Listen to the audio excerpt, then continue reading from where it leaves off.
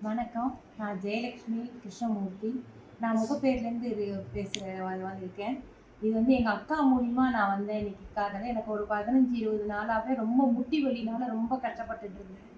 இன்னைக்கு காத்தால எங்க அக்கா ஃபோன் பண்ணி, "இந்த மாரி நான் இடத்துக்கு போறேன்" அப்படின்னு சொல்லிட்டு சொன்னா. அதுக்கப்புறம் அவ இங்க வந்து பேசிட்டு எனக்கு ஃபோன் பண்ணி, "நீ வர முடியுமா?" அப்படின்னா. சரின்னு ஆட்டோ வச்சுட்டு நான் நேரா இங்க வந்தேன்.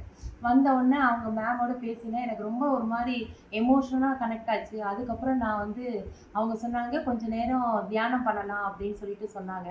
சரின்னு தியானம் பண்ண ஆரம்பிச்சோம். கண்ண மூடிட்டு தியானம் பண்ண ஆரம்பிச்ச உடனே எனக்கு முதல்ல பாபா தான் முதல்ல கண்ணுக்கு தெரிஞ்சார். ஒரு செகண்ட்ல குழந்தை முருகன் வந்து வேலியும் வச்சுட்டு, மயில் தொகைய வச்சுட்டு அவர் வந்து என்ன கூப்பிடுறாரு. அவர் பின்னாலேயே நான் போயிட்டு இருக்கேன். எனக்கு என்ன என்ன நடக்குதுன்னு தெரியல. ஆனா அவர் குழந்தை ரூபத்துல இருக்கனால அவர் பின்னாலேயே அவர் ஓட ஓட அவர் பின்னாலேயே நானும் போயிட்டே இருந்தேன்.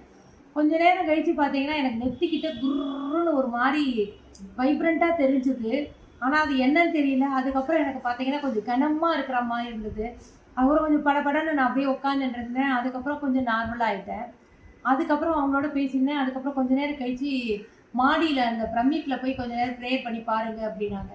அங்க போய் என்னால மாடி எப்படி ஏறினேன்னு எனக்கே தெரியல. அது வந்து தியானத்தோட பவரா என்னன்னு தெரியாது. என்ன டாக்டர்ஸ் வந்து ஸ்டெப்ஸே ஏறக்கூடாதுன்னு சொன்னாங்க. ஆனா நான் 2 மாடிப்படி அவங்க வீட்ல மாடி ஏறியிருக்கேன். ஆனா எனக்கு வலி தெரியல. என்ன எனர்ஜி எனக்கு எப்படி கடவுள் குடுத்துருக்காருன்னு தெரியல. நேரா அங்க போயி உள்ள உட்காந்துட்டு தியானம் பண்ண ஆரம்பிச்சேன்.